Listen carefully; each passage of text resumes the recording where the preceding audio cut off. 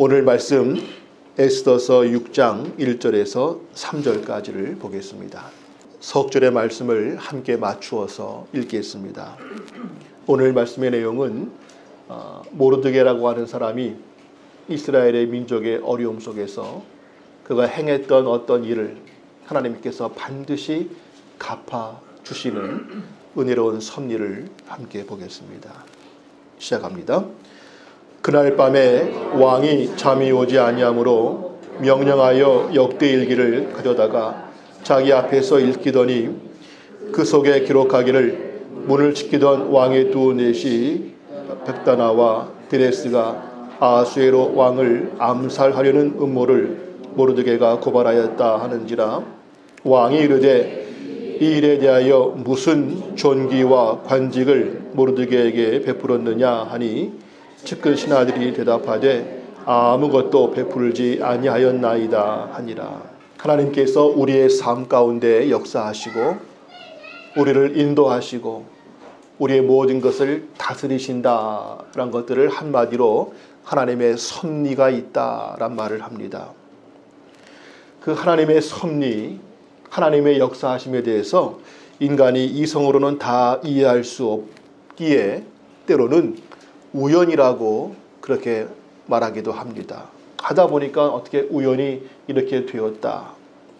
그런데 우리의 삶을 돌아보시면 그냥 우연이라고 하기에는 너무나 절묘한, 또 그것도 한두 번이 아니라 거듭거듭 내 삶에서 이건 누군가의 도우심이 아니면 이해할 수 없는 것인데 그런 것들을 많이 경험하게 됩니다. 우리는 이러한 놀라운 은혜, 인간의 이성으로는 다 이해하지 못하고 억지로 짜맞추기에도 쉽지 않지만 이건 분명히 하나님의 도우심이다 라고 느낄 수 있는 것들 우리가 많이 경험을 하게 될 것입니다. 뭐 크든 작든 남들 앞에 그렇게 내가 말을 할 수 있든 나만이 알고 있는 작은 것이든 간에 아마 다 느껴보신 것들은 하나님께서 내 삶 가운데 이렇게 인도하신다는 것들이 계실 겁니다. 거듭 우리가 하나님의 그 섭리의 깊은 뜻을 다 알지 못해서 함부로 말할 수 없는 것이 있지만 그러나 우리의 경험 가운데에도 믿음으로 받아들이고 순종하는 가운데 하나님께서는 이렇게 역사하시는구나 하는 그 섭리의 특징, 그 원리들을 우리가 몇 가지는 나름대로 정리해 볼 수 있습니다.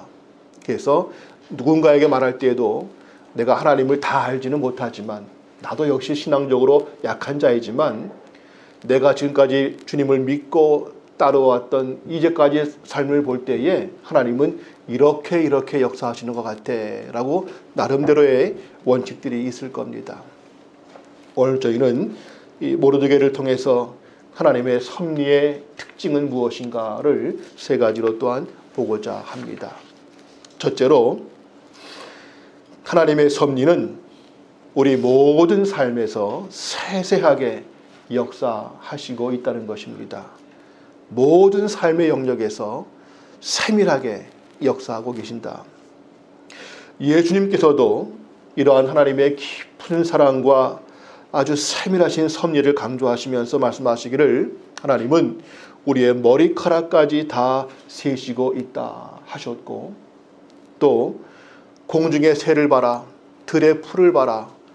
하나님께서는 이것들도 그냥 두지 않으시는데 하물며 친히 창조하시고 구원하신 너희 일까 보냐 하시면서 현실 앞에서 두려워하지 말고 하나님께서 우리 삶 가운데 인도하신다는 것을 바라보라고 거듭 강조하셨습니다.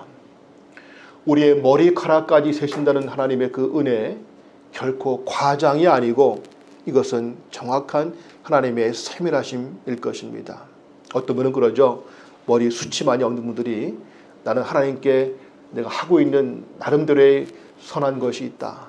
내 머리카락이 많지 않아서 하나님이 내 머리를 세실 때에는 쉽게 하실 거다고. 당신은 숱이 많아서 하나님이 힘드실 거라고.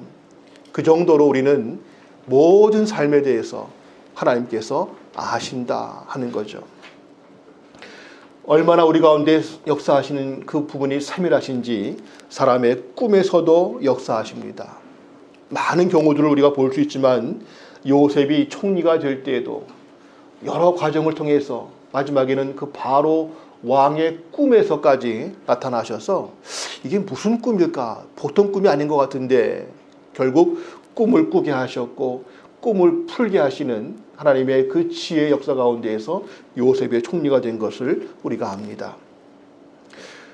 또 하나님은 역사하시고 섭리할 때 타이밍을 정확하게 잡으십니다. 아브라함이 이삭을 드리고자 할 때에 그 극적인 순간, 이제 곧 이삭이 죽을 순간에 갑자기 손대지 말라고, 혹시 그때 아브라함이 귀가 어두워서 못 듣고 들었더라도 팔을 내리쳤으면 끝나는 것인데 그때 그것을 딱 막으시면서 멈추게 하셨고, 그리고는 마침 그 상황에 양 한 마리가 거기 수풀에 걸려있는 것을 보게 하시면서 대신하게 했지 않습니까? 우연이 아니라 하나님이 그 타이밍을 정확히 역사하셨습니다. 하나님은 또한 상황도 묘하게 연결을 시켜 가십니다. 룻이 그 자기 시어머니와 자기 자신의 먹을 생계를 위해서 일을 해야 되겠는데 어떻게 하나 싶어서 어느 밭을 갔는데, 모르는 밭에 가서 일을 해야 되겠다 했는데 마침 그 밭이 보아스라는 사람의 밭이 되었고, 따져보니까 그 사람이 그 집안을 책임질 수 있는 연관이 있는 사람이 되었고, 결국 그 관계로 인해서 나중에 보아스와 룻이 다윗의 혈통을 이어가게 하는 놀라운 역사가 된 것. 그 보아스의 밭을 찾아갔던 룻의 발걸음 결코 우연이 아니라 하나님이 그 상황을 그렇게 이끌어 가셨습니다. 다윗이 형들에게 심부름을 갔죠. 마침 간 그 타임에 적군 골리앗이 하나님을 모욕하면서 막 전쟁 중이었, 마침 그때 그걸 들었습니다. 그래서 아니 저 이방 저 장군이 함부로 하나님을 모욕하다니 그 참을 수 없지 하면서 그 가운데 일어서게 되었던 그 찰나 순간들, 하필 그날이 돼가지고 다윗이 그 사건을 통해서 아주 왕이 되고 하는 모든 과정에 상황 연결이 됐습니다. 하나님은 필요하다면 꿈에서도 나타나시고, 필요할 때에는 그 타임을 정확히 잡으시고, 필요할 때에는 우리 자신도 전혀 의식하지 못했지만 상황들을 이렇게 저렇게 엮어가시면서 결국 선하신 섭리를 이루어 가시는 것들을 보게 됩니다. 오늘 본문 읽으신 가운데에도 갑자기 왕이 잠이 오지 않아서 어떻게 할까 하다가 과거의 역대 기록 일기를 읽게 합니다. 근데 마침 듣다 보니까는 과거 모르드게라는 사람이 왕의 위험한 그 어려운 고비를 잘 풀어갈 수 있도록 도와준 그러한 것을 보게 되면서 그에게 어떠한 상을 준 것이 있는가? 없었습니다. 그러면 안 되지. 이러한 것들을 하게 하십니다. 역시 이때도 하나님의 역사하심이 개입됐는데 이거를 잘못 또 너무 과하게 해석해서 그날 왕이 잠이 안 온 것도, 잠자고 싶었는데 그 잠이 안 오게 한 것도 하나님께서 그렇게 막 하셨다, 그것까지는 모르겠어요.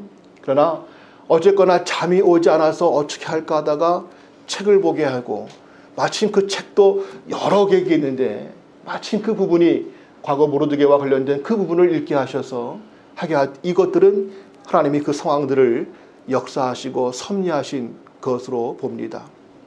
즉 어디까지가 하나님의 섭리일까? 왕이 잠이 안 온 것까지인가? 아니면 그 뒤의 상황들을 엮으신 것인가? 그거는 우리가 정확히 모른다 할지라도 분명한 것은 한 사람의 잠이 오지 않는 상황과 과거에 모르드게가 했던 선한 일과 잊혀졌지만 언젠가는 갚아야 될 그 상황들을, 그리고 이스라엘의 민족의 위기를, 모든 걸 엮어서 이끌어 가시는 하나님의 섭리는 분명히 살아 있었습니다. 우리의 지나온 삶에서도 아마도 거듭 강조하지만 우연이라고 보기에는 너무나 절묘했던, 참 지금 생각해봐도 그때 참 묘해서 어떻게 그렇게 그때 만남이 이루어졌고 어떻게 그때 그 일이 됐을까 싶은 것들이 혹 있지 않습니까? 하나님의 세계에는 우연이란 결코 없다는 것이 우리의 믿음이죠.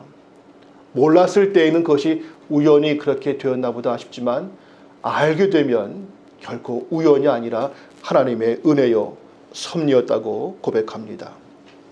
단지 우리가 하나님을 잊고 살고 하나님의 그 세밀한 섭리를 의식하지 않고 살다 보니까 깨닫지 못한 것뿐이지, 하나님은 우리의 모든 삶에서 우리가 다 알면 놀랄 만한 그러한 세밀한 섭리를 이루어 오셨고 또 이루어 가실 겁니다.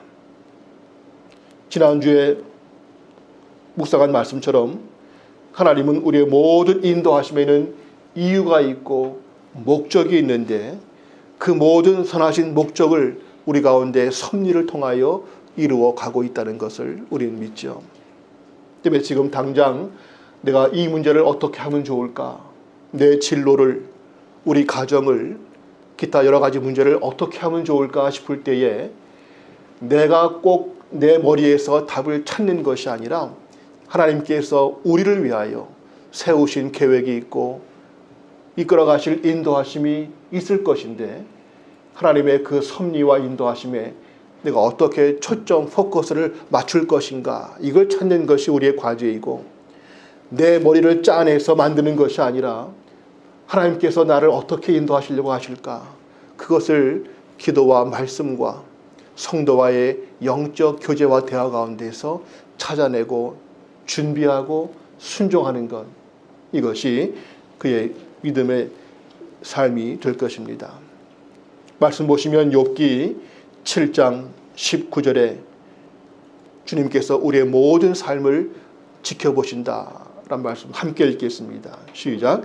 주께서 내게서 눈을 돌이키지 아니하시며 내가 침을 삼킬 동안도 나를 놓지 아니하시기를 어느 때까지 하시리이까.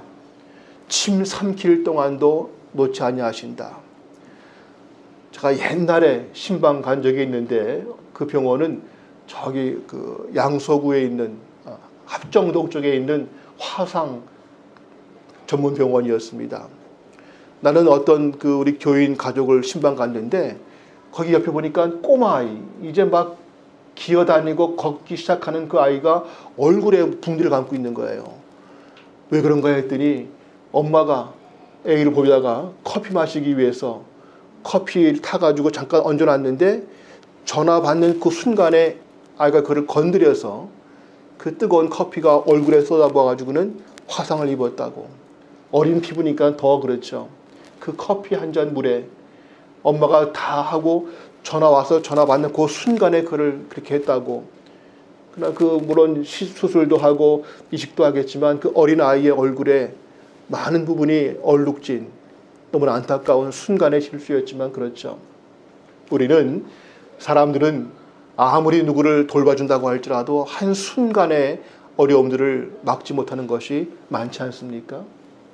응급실에 가보시면 순간의 사고로 인해서 수 없는 사람들이 계속 교통사고, 화재사고, 추락사고, 기타 순간에 의해서 지켜주고 싶었지만 순간의 그 방심, 또 인간의 한계로 어쩔 수 없는 것들이 너무나 많습니다. 그러나 하나님은 오늘 침 삼킬 동안, 눈 깜빡일 동안도 우리를 놓지 아니하신다. 우리는 그 하나님의 온전한 보호하심을 우리는 믿습니다. 더 나아가서 그 주님의 섭리와 인도하심은 장소에 관계없고 때에 관계없고 우리에 대해서 모르시는 것이 없고 못하시는 것이 없다는 말씀, 시편 139편 1절에서 10절까지 좀 길지만 함께 읽겠습니다. 시작. 여호와여, 주께서 나를 살펴보셨으므로 나를 아시나이다.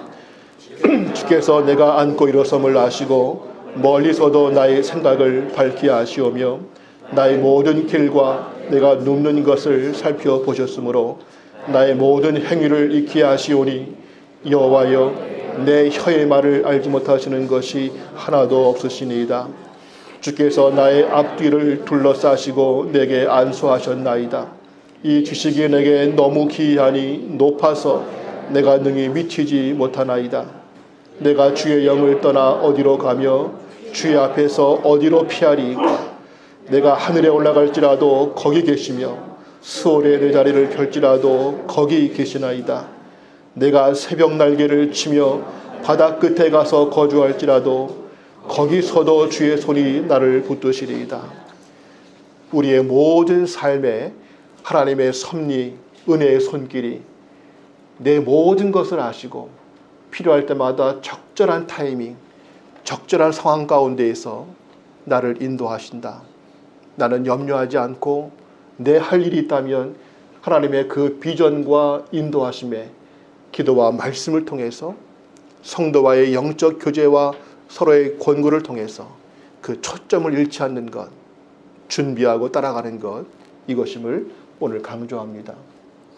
두 번째로 하나님의 섭리는 인내의 과정을 사용한다는 특징이 있습니다. 인내의 과정, 사람이 철들었네 라고 말할 때에는 몇 가지 특징이 있죠.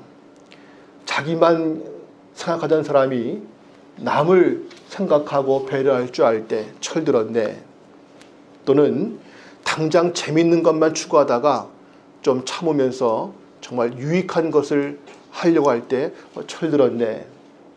또 그 중에는 참지 못하고 조급하고 그냥 그때그때 하던 사람이 뭔가 참을 줄 알고 화 안 내? 참을 줄 알고 인내할 수 있을 때 철들었네 라고 하기도 합니다.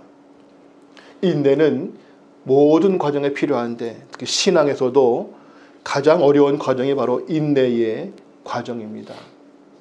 지난주에 묵상한 말씀, 결단과 기도, 우리가 주님의 뜻을 알고 뭔가 한번 해보자고 하는 결단도 결코 쉬운 것이 아니기에 죽으면 죽으리이다, 잃으면 잃으리이다, 놓치면 할 수 없다, 내가 이것을 얻겠다고 하는 결단도 물론 중요하죠. 그러나 결단한 뒤에도 또한 인내하지 못하면 그것이 애매하게 되는 경우들이 많습니다. 그래서 갈라디아서 6장 9절 말씀 보시면 함께 읽습니다. 우리가 선을 행하되 낙심하지 말지니 포기하지 아니하면 때가 이름에 거두리라. 선을 행하는 것이 말은 쉬운데 쉽지가 않습니다. 왜냐하면 내가 생각하는 선과 하나님께서 원하시는 선이 다를 수가 있거든요. 과연 무엇이 선한 것이고 내게 유익한 것이 무엇인가. 제가 좋아하는 한자 성어 가운데에서 늘 자신을 돌아보는 것 가운데 소탐대실이란 말을 좀 좋아합니다. 적은 거 탐하다가 큰 거 놓친다. 사소한 거 얻으려고 하다가 정말 중요한 거 놓친다. 근데 문제는 뭐가 작은 일이고 뭐가 큰 것인지를 구분하지 못할 때에 그만 뜻밖에도 소탐대실에 많은 실수를 하게 되죠. 정말 내 인생에서 정말 중요한 게 무엇일까 아는 지혜가 필요합니다. 과연 무엇이 내 인생에 꼭 필요한 주님 원하시는 선이 무엇일까 아는 것이 필요한 지혜가 필요하고요. 알더라도 그것을 따라서 지난주에 결단, 그래 내가 이것을 위해서 내 자신의 육신을 이기고 현실을 극복하고 누가 뭐라고 하든 난 이 길을 가겠다고 하는 결단, 또 결코 쉽지 않기에 영적인 능력, 성령의 도우심이 필요합니다. 인간의 의지만 갖고 되는 것이 아니고 그냥 마음 먹으면 되는 것이 아니라 주의 도우심이 필요합니다. 근데 문제는 그게 끝이 아니라 하나님의 뜻을 지혜롭게 판단하고 죽으면 죽으리다 결단까지 했지만 그 뒤에 인내하지 못하면 선을 행하되 낙심하고 포기해버리면 또 역시 끝나버리는데 끝까지 견디면 때가 이름에, 이 때가 이름이라는 말이 참 우스운 말인데 내 때가 아니라 그 때가 때론 길 수도 있지만 때론 내 죽은 뒤에 올 수도 있지만 하나님의 때가 이르면 반드시 거두게 된다 하는 것이죠. 오늘 모르드게가 그 아하수에로 왕의 신하들이 두 사람 이름도 있지만 사실 둘만이 아닐 겁니다. 보통 이럴 때에는 어떤 세력들이 움직이지 않습니까? 왜 왕을 죽이려고 했을까? 이유는 몰라요. 나와 있지 않기 때문에 어떤 불만이 있는 것이었는지 아니면 정말 역적 역모를 한 것인지 모르지만 두 사람만이 아니겠죠. 근데 이것을 왕에게 고발한다는 것이 쉽지가 않습니다. 당장은 되겠지만은 그 두 사람을 처형했지만 그 배후 세력들이 모르드게를 향해서 저 사람이 우리를 밀고 했네. 어떠한 복수와 그 뒤에 반응이 올지 모르기 때문에 이 일 자체는 매우 위험하기도 하고 또 매우 중요한 일이죠. 이렇게 때로는 자기 자신의 목숨까지도 보복도 감수할 수 있는 테러도 감수할 수 있는 일이었는데 이렇게 위험하고 중요한 일을 했는데 당장 그 다음에 어떤 보상이 없습니다. 잃어버린 물건을 찾아주어도 몇 프로 보통 인사하는 게 관례이고 간첩을 신고해도 받는 포상금이 있는데 이러한 왕의 암살 영모를 신고했는데 아무런 보상이 없었다. 이때 나와 있지 않기에 정확히 모르겠지만 모르드게는 어땠을까 반응이. 서운해서 아니 나한테 아무런 보상도 없네. 이게 말이 돼? 혹시 이랬는지 아니면 통이 큰 사람이어서 그냥 잊어버리고 뭐 내가 할 일 했으면 됐지 뭘 또 바라겠는가 했는지는 모르겠지만 어쨌거나 큰 일을 했는데 거기에 대한 보상이 없어 보입니다. 그리고 그 사건 이후로 오늘 왕이 잠이 안 와서 그거를 읽은 그 시점이 얼마가 됐을까 역시 정확히 나와 있지 않기 때문에 모르지만은 뭐 한 주 전, 한 달 전은 아닌 것 같고 왕도 과거의 기록을 보니까 참 그랬었지 할 만큼 했다는 것은 꽤 시간이 흘렀다고 충분히 짐작이 됩니다. 즉 모르드게 자신으로서는 참 중요하고 자기의 목숨도 걸 수 있는 일을 어렵게 했는데 그 일에 대해서 어떠한 보상도 응답도 없는 것에 대해서 오랜 시간 동안 그가 답답할 수 있었겠고 뭐 이런 게 다 있나 했을 수 있겠는데 중요한 것은 한참 지난 뒤에 마지막 순간에 정말 이스라엘의 민족의 위기를 당해서 모르드게도 함께 죽임을 당할 그 순간이 왔을 때에 드디어 그것이 보상을 받게 되어 한 개인만의 보상이 아니라 이스라엘 민족 전체를 살리는 그러한 결과로 연결되었다 하는 것이죠. 이 과정, 이때까지 모르드게가 참고 인내했던 뭔가 때가 되면 내가 했던 일에 대한 열매가 있겠지라고 참을 수 있는 이 인내 시간이 우리 모두에게 필요합니다. 잘 아시는 것처럼 요셉이 총리가 됐을 때에도 뭐 참 말 어이없는 노예가 되어 팔려가고 누명을 쓰고 했죠. 마지막 순간에 감옥에 있는데 왕의 신하들 두 사람의 꿈을 풀이해줬는데 그대로 되어서 떡 맡은 관원은 사형당했고 술 맡은 관원은 복직이 되는 것을 그 꿈을 풀이했지 않습니까? 보통 같으면 그 당시에 술 맡은 관원 술 별로 안 좋은 건데 왜 그는 복직되었나 떡이 좋은데 할지 모르지만 이때 술은 그냥 뭐 술집 이런 게 아니라 왕의 외교와 여러 가지 정책을 함께 논의하는 그러한 자리입니다. 이 신하가 그만 자기 꿈을 풀어주고 복직을 도와준 요셉을 까마득히 잊어버렸다가 2년 지난 뒤에야 왕의 꿈을 듣고는 아참 하면서 꿈풀이 누가 있는데 라고 기억하지 않습니까? 그 기간이 2년이 흘렀습니다. 우린 지금 쉽게 말하지만은 요셉이 볼 때에는 감옥에서의 2년은 말할 수 없는 인내와 힘든 시간이었는데 하나님은 그 2년 동안도 그렇게 참게 하셨습니다.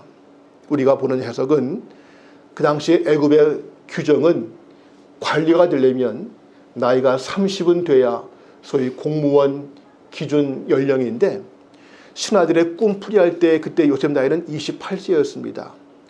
그때는 그 신하가 도와줘서 풀려나오게 한다 할지라도 뭐 어떤 상을 받고 어디 한 곳에 가서 잘 살지는 몰라도 총리가 되기 위한 기준 나이가 안 되거든요. 그런데 2년 동안을 감옥에 있게 했지만 그 모든 타임의 시간에 흐른 것은 하나님은 그를 그저 어느 한 곳에 가서 잘 사는 요셉이 아니라 총리로 세우고자 하시는 계획 가운데 그 모든 타임을 늦추시게 되었습니다. 하나님은 지금도 우리의 삶 가운데 이를 늦추실 때에는 뭔가 늦추시는 이유가 있을 거라고 봐야 됩니다. 모르드게에게 당장 상급을 받게 하지 않으신 것은 후에 더 큰 일을 통해서 받게 하셨고, 요셉에게도 그때마다 당장 상급을 안 주신 것은 또 더 큰 것을 위하신 것처럼 하나님은 지금도 내가 기도했는데 나름대로 애를 썼는데 그 열매가 왜 지금 안 보일까 싶을 때 염려하지 말 것은 여기도 뭔가 주님의 뜻이 있다.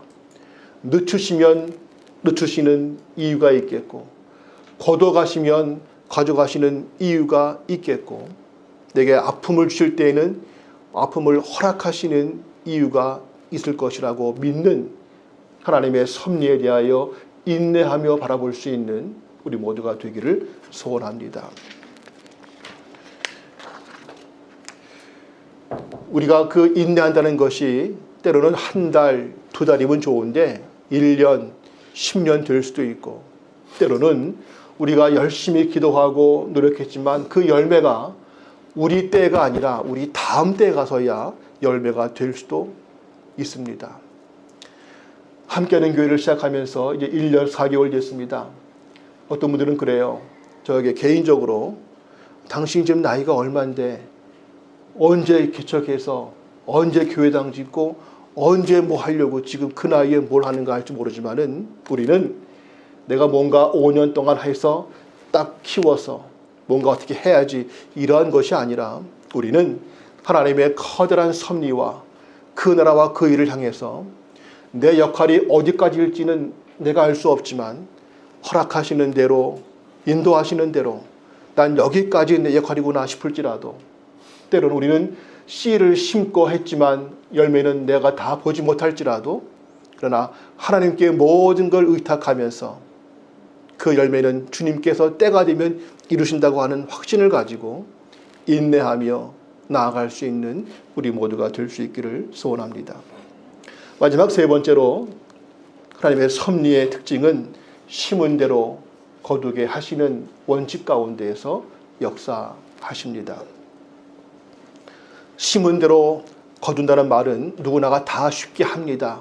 문제는 심은 대로 거두는 게 누가 그렇게 하는가에 대한 그 원칙의 그 주관자가 누구인가.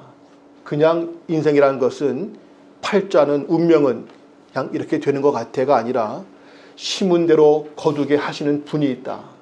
바로 그분은 하나님께서 그렇게 하신다고 하는 여기까지 우리가 신뢰를 해야 됩니다. 물론 하나님의 섭리 가운데는 은혜가 많지요. 은혜란 말은 내가 심은 것이 아닌데 내가 한 것이 아닌데 내게 좋은 열매가 올 때 은혜라고 말을 합니다. 대표적으로 우리가 구원받는 것, 내가 구원받기 만한 어떤 내가 선한 것이 없지만 내가 구원받는 것은 전적인 은혜이죠. 근데 이 구원도 은혜지만 공짜가 아닌 것은 내가 한 것은 없지만 예수님께서 우리의 죄값을 치르시기 위하여 십자가에 죽으셨고 누구라도 그 주님을 믿기만 하면 그 모든 죄를 용서받고 구원받게 된다는 그 값을 주님께서 지불하셨기 때문에 받는 은혜이지 그냥 공짜가 아닙니다. 누군가 대신 값을 치른 것 된 은혜를 내가 받는 것이죠. 혹 우리 가운데에서 내가 이런 내 삶이 평안하고 내가 은혜가 많다 싶으시면 자세히 보십시오. 내가 언젠가 심은 것이 있었던가 아니면 내가 심은 것이 아닌데 누군가 심은 열매에 의해서 내가 그것을 대신 누리고 있는 것은 아닌가. 분명히 우리에게는 은혜가 맞지만 공짜가 아니라 누군가 심은 것이 있기에 내가 열매를 얻는 것이고 주님께서 성령께서 우리를 위하여 기도하시고 우리를 위하여 피 흘리신 그 모든 열매 때문에 우리가 삶을 살고 있죠. 오늘도 우리가 점심을 먹을 터인데 누군가 한 분께서 또 오늘 점심을 심어주셨어요. 아마 좋은 음식이 있을 터인데 항상 우리 주변에는 누군가 심었기 때문에 우리가 얻는 것들이 많습니다.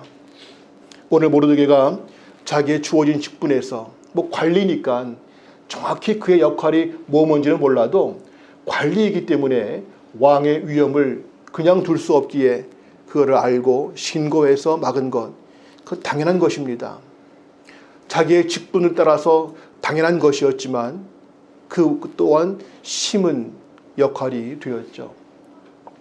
뭘 심는 것은 뭐 특별한 뭘 해서가 아니라 내가 당연히 해야 될 역할을, 그 당연한 것이지만 기도하는 마음으로 주님을 바라보면서 충성을 다할 때에 그 모든 것들은 심은 것이 되고 열매가 있다는 것이죠. 우리는 지금 내가 어떠한 역할이든지 간에 심는 자라고 하는 것을 의식하면서 심는 자가 되기를 힘써야 될 겁니다. 어떤 분들은 그래요. 제가 다른 교회에서 볼 때 보면 자기는 안 심고 남들에게만 심으라고 말하는 사람들이 있어요. 말만 하고는 자기는 아무것도 안 심어. 그리고는 심은 뒤에도 그 열매를 또 본인 것처럼 이런 분들이 혹 있었어요. 그러니까 처음에 남들이 모르자 하다 보니까 당신은 안 하고 왜 남만 시켜? 이런 경우들이 결국에는 리더십이 약해지죠. 우리에게도 남에게 심는 것도 함께 권유가 필요하겠지만 나도 심는 자가 되어야 되겠고 나도 심는데 같이 심자고 권유할 수 있는 선한 일을 함께 격려할 수 있는 우리 모두가 되어야 할 것입니다. 심는데 무엇을 심을 것인가? 내게 허락하신 모든 것들을 심어야 합니다. 오늘 모르드게는 자기가 주어진 그 관리의 직분에서 그 역할을 한 것이 심는 것이 되었죠.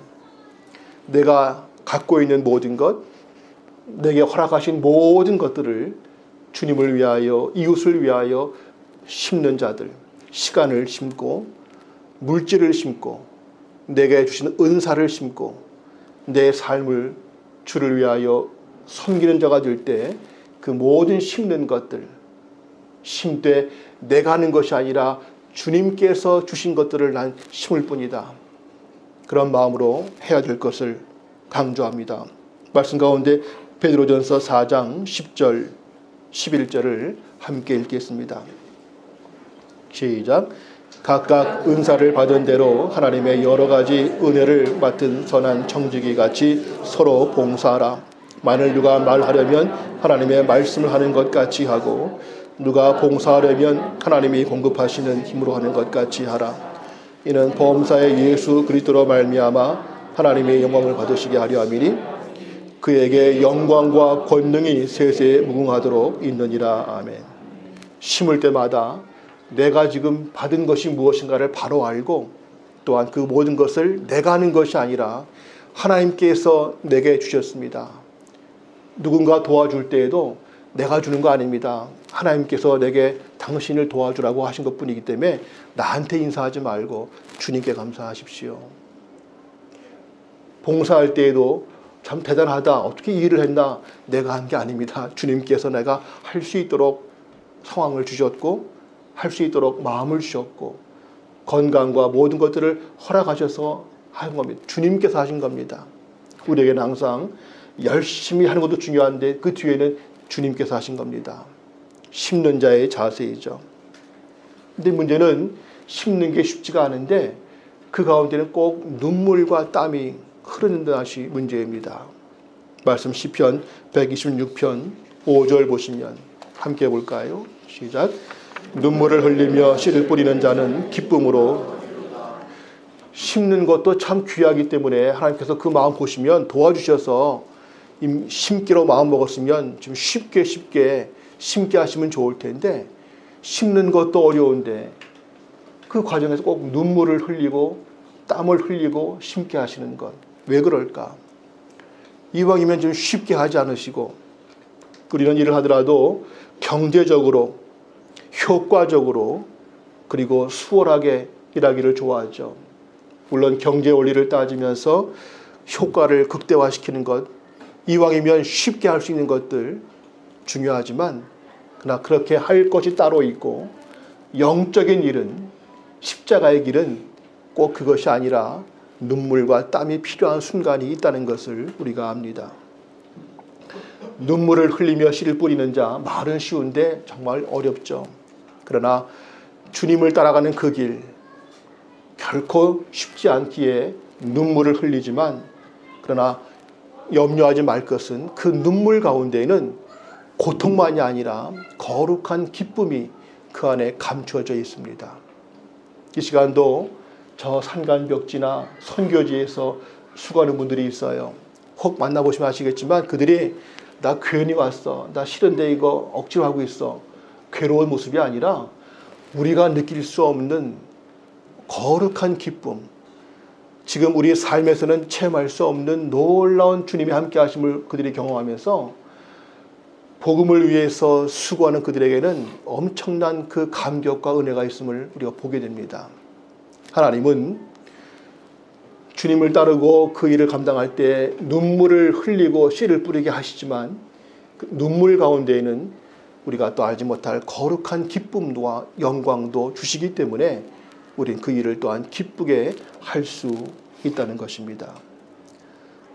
세상적 기쁨이 아니라 거룩한 기쁨, 거룩한 영광이 거기에 포함되어 있습니다. 마치면서 십자가는 분명히 심음과 거둠의 원리이죠. 영적인 것을 심고 영적인 것을 거두는 그러한 우리의 삶이 되기를 원합니다. 하나님은 특별한 몇 사람들만이 아니라 모든 사람들을 향하여 오묘한 섭리의 손길로 인도하십니다. 특별한 몇 교회만이 아니라 그리스도의 보혈로 세워진 모든 교회, 크고 작은 모든 교회를 통하여 하나님은 세밀하게 다스리고 섭리하고 계십니다. 목사들의 두 머리가 아니라 성도들의 마음만이 아니라 하나님의 섭리와 계획과 인도하심이 우리 가운데도 있음을 우린 감사합니다. 하나님은 창조하신 모든 사람, 모든 교회, 모든 열방을 눈을 떼지 않고 지켜보고 계십니다. 나를 향하신, 우리들을 향하신 하나님의 섭리의 손길을 온전히 바라보시면서 지금도 주님이 우리를 통하여 무엇을 하고자 하시는지, 어떻게 내 상황을 이끌어 가시고 엮으시는지를 자세히 보시면서 거기에 맞추어서 순종하고 함께 따라가는 우리 모두가 될 수 있기를 소망합니다. 기도합니다. 살아계신 아버지 하나님, 우리가 주님을 잊어버리고 살 때에는 모든 것이 우연이고 힘든 아픔이었지만 하나님의 은혜와 섭리를 알게 되면 그 눈물 가운데에도 기쁨이 있음을 알게 되고 우리의 생각을 뛰어넘는 하나님의 오묘하신 섭리가 우리의 모든 삶에서 세밀하게 역사하고 있음을 알게 됩니다. 현실 앞에 주저앉지 않게 하시고 항상 우리의 시선이 주를 향하여 초점을 맞추게 하시며 오늘도 우리 가운데 역사하시는 그 주님의 손길을 바라보고 따라갈 수 있는 저희 모두가 되게 하옵소서. 예수님의 이름으로 기도합니다. 아멘.